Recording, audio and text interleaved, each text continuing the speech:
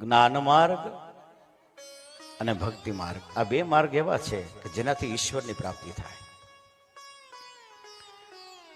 દરેક જીવ જ્ઞાની ન બની શકે, પણ દરેક જીવ ભક્તિ તો કરી શકે.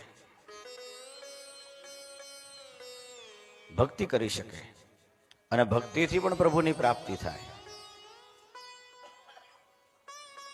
ઘણી બધી કથાઓ એવી છે આપણે સાંભળીએ છીએ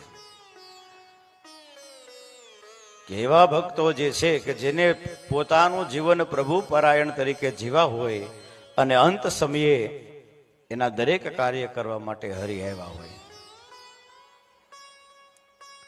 જીવનમાં ભક્તિ હોવી જરૂરી છે.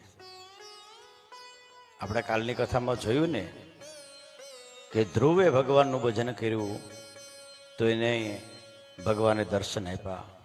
પ્રહલાદે ભગવાનની ભક્તિ કરી તો એને ભગવાને પ્રગટ થઈ અને એની રક્ષા કરી છે.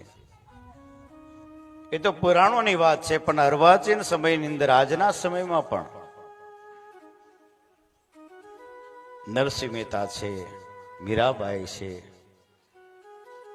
તુકારામ છે, જલારામ બાપા છે, આ બધા જે સંતો મહાપુરુષો થઈ ગયા એ ઈશ્વરની ભક્તિ કરીને ઈશ્વરને પ્રાપ્ત કર્યા છે લોકોએ, અને સંસારમાં રહીને પણ ઈશ્વર ભજન કર્યું છે.